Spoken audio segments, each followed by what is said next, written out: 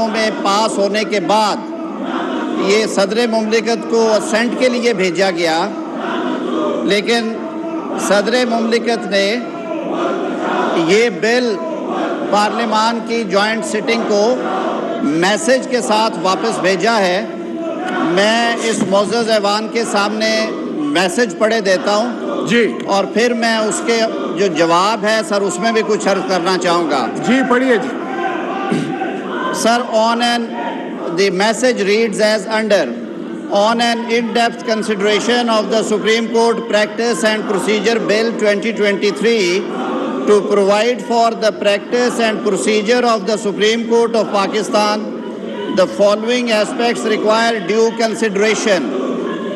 Article 191 of the Constitution empowered the Supreme Court to make rules regulating the practice and procedure of the court. Under such enabling provisions of the Constitution, the Supreme Court rules 1980 have been made and enforced, duly validated and adopted by the Constitution itself. These time-tested rules are being followed ever since year 1980. Any tinkering with the same may tantamount to interference with the internal working of the court, its autonomy and independence. Our Constitution is founded on the concept of trichotomy of power, three pillars of the state, whose domain of power, authority and functions are defined and delineated by the Constitution itself. The Parliament has also been given the power under Article 67 that states, subject to Constitution, a House may make rules for regulating its procedure and conduct of its business. Article 191 states that subject to Constitution and law, the Supreme Court may make rules regulating the practice and procedure of court.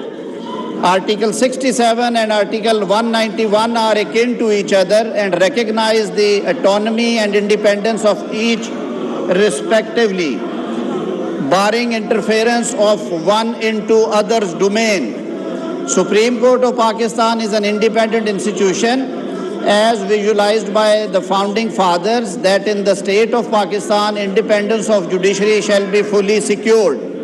With such an objective in view, Article 191 was incorporated and the Supreme Court was kept out of the law-making authority of the Parliament. The competence of Parliament to make laws stems from the Constitution itself. Article 70 relates to introduction and passing of bills with respect to any manner in federal legislative list enumerated in the 4th schedule of the Constitution. Followed and further affirmed are the provisions of Article 142A that Parliament can make laws with respect to any matter in the federal legislative list. Entry 55 of Part 1 of 4th schedule, while empowering Parliament to make laws in respect of jurisdiction and powers of all courts except Supreme Court, especially excluded the Supreme Court. Thus, the bill prima facie travels beyond the competence of the Parliament and can be assailed as a colorable legislation. The Constitution confers the Supreme Court with appellate jurisdiction under Article 185 to 212, Advisory Article 186, Review Article 188, and Original Jurisdiction Article 184. Article 184(3), the focus of bill relates to original jurisdiction of courts, providing the mode and manner for invoking it and providing appeal. The idea may be laudable, but can such a purpose be achieved without amending the provisions of relevant articles of Constitution? Established law is that the provisions of Constitution cannot be amended by an ordinary law, as the Constitution is a higher law. Father of laws, a constitution is not an ordinary law, but rather an embodiment of the fundamental principles, higher law and law above other laws. In order to meet the scrutiny above, its validity if assailed in the court of law, I have thought it fit and proper, as per provisions of Article 75 of the Constitution, to return the bill with request for reconsideration. جناب speaker, اس معزز ایوان کی information کے لیے یہ جیسے میں نے پہلے عرض کیا کہ دونوں معزز ایوانوں نے اس بل پہ ڈیبیٹ بھی کیا، بشمول میرے وہ دوست جو آج سیڑھیوں پہ بیٹھ کے نعرے لگا رہے ہیں اور اپنی کم علمی کا ثبوت دے رہے ہیں، بجائے اس کے کہ وہ اس کو کلاز بائی کلاز سنتے اور پڑھتے۔ یہ ایکسرسائز آلریڈی ہو چکی ہے، لیکن جو سوالات اٹھائے ہیں صدر مملکت نے اپنی چٹھی میں، سب سے پہلے تو میں بڑے ادب سے یہ اعتراضاً عرض کروں گا کہ صدر مملکت نے جو لفظ کلریبل ایکسرسائز آف لیجسلیشن کیا ہے، یہ بڑا نامناسب ہے۔ یہ پارلیمان کے ایک خود مختار حیثیت پہ، اس کی انڈیپینڈنس پہ، اس کی لا میکنگ کی پاورز کے اوپر میں سمجھتا ہوں ایک نیگیٹو کمنٹ کیا ہے۔ صدر صاحب کو اس طرح کی زبان استعمال کرنے سے اعتراض کرنا چاہیے۔ ہم نے بارہا اس فلور سے بھی اور ادروائز بھی صدر صاحب کو یہ مشورہ دیا ہے کہ وہ ریاست کے سربراہ کے طور پہ ایکٹ کیا کرے، نہ کہ ایک سیاسی جماعت کے ورکر کے طور پہ۔ میرے لیے اس معزز ایوان کا رکن ہونے کی حیثیت سے یہ بات بڑی تکلیف دہ ہے کہ صدر مملکت اپنی آئینی ذمہ داریاں پوری کرتے ہوئے تعصب کی سیاسی اینک پہن لیتے ہیں اور اپنی جماعت کی سروس شروع کر دیتے ہیں، نہ کہ وہ آئین کی اور قانون کی پاسداری کے لیے کام کرتے ہیں۔ پہلی بات انہوں نے فرمائی کہ آرٹیکل 191 کے نیچے سپریم کورٹ کے رولز بنتے ہیں، تو ان رولز کی موجودگی میں کسی قسم کی قانون سازی کی گنجائش نہیں ہے۔ میں ادب سے عرض کروں گا کہ آرٹیکل 191 کی جو لینگویج ہے وہ بڑی سمپل ہے، وہ شروع ہی یہاں سے ہوتا ہے subject to constitution and the law. تو ورڈ لا جب استعمال کیا گیا تو پارلیمنٹ کو پاورز دے دی گئی کہ وہ انیکٹمنٹ کرے۔ دوسری بات صدر مملکت نے اس کی ضد میں کہہ دی، انہوں نے کہا اگر اختیار ہے بھی ہے تو فیڈرل لیجسلیٹو لسٹ کے آئٹم 55 کے تحت سپریم کورٹ کو ایکسکلوڈ کیا گیا ہے۔ معذرت کے ساتھ صدر مملکت نے یہاں پہ پھر وہی اینک پہنی تعصب والی، کاش وہ اینک اتار کے آئٹم 55 کو ایز اے ہول ہولسٹکلی پڑھ لیتے۔ اس میں جہاں تک جورسڈکشن کرٹیل کرنے کا تعلق ہے وہاں آپ لیجسلیشن نہیں کر سکتے، لیکن ہم نے تو اس کی جورسڈکشن میں اضافہ کیا ہے اور ایک اپیل پرووائڈ کی۔ دوسرا اوپننیس لائے ہیں، ٹرانسپیرنسی لائے ہیں۔ جناب اسپیکر، میں عرض کرتا چلوں کہ ملک بھر کی بار کاؤنسلز اور بار ایسوسییشنز اور سول سوسائٹی یہ مطالبات پچھلے کئی سالوں سے کر رہے تھے، اور یہ بات ذہن میں رہے کہ 1980 کے رولز جب بنائے گئے تھے تو یہ رولز ایک آمرانہ دور میں بنائے گئے تھے جب اس ملک میں جنرل ضیاء الحق کا مارشل لاء تھا۔ اگر آپ رولز کو دیکھیں تو آپ کو اس میں بھی آمرانہ جھلک نظر آتی ہے۔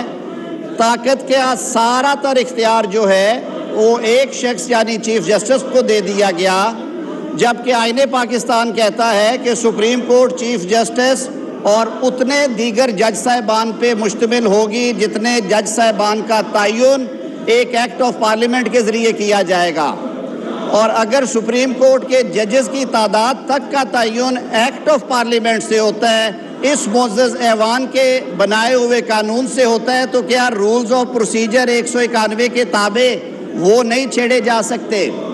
تو اس حوالے سے سپریم کورٹ آف پاکستان نے اپنی ایک celebrated judgment Aman Ullah Khan case جو کہ 1990 میں اناؤنس کیا گیا، اس میں سپریم کورٹ نے خود کہا کہ سپریم کورٹ کی ورکنگ اور پالیسیز میں یہ اعلیٰ ترین عدالت ہے، اوپننیس ہونی چاہیے، ٹرانسپیرنسی ہونی چاہیے، اور معاملات اس طرح سے ہوں کہ انصاف ہوتا ہوا نظر آئے۔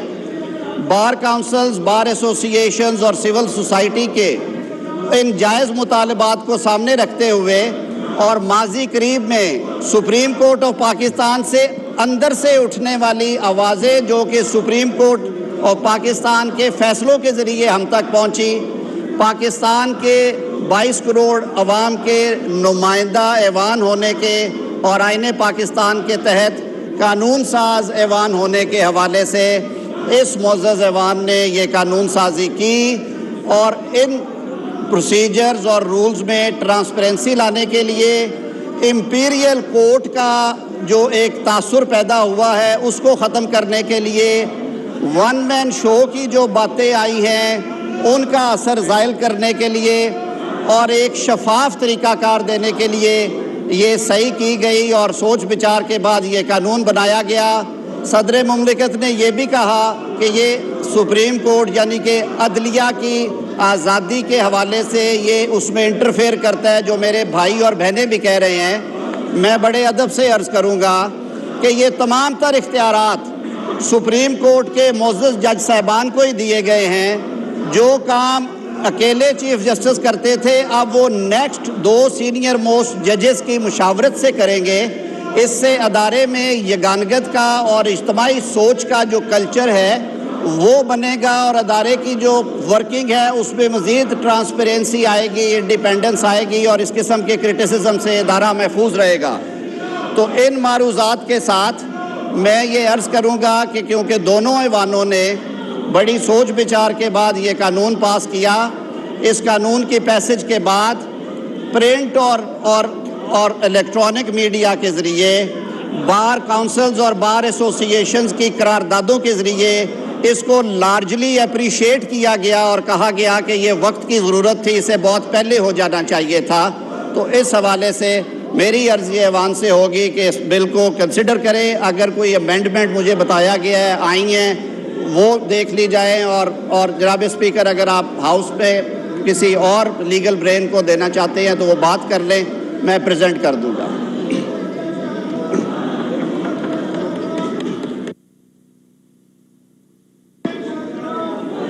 لا minister please move item number 2۔ جناب speaker, I, Senator Azam Nazir Tarid, move that the bill to provide for certain practices and procedures of the Supreme Court Practice and Procedure Bill 2023, as passed by National Assembly and Senate and returned by the President, be taken into consideration at once under Clause 2 of Article 75 of the Constitution of Islamic Republic of Pakistan. Senator جناب فاروق اشنائک صاحب کو بات کرنا چاہتے ہیں؟ Senator فاروق اشنائک جی۔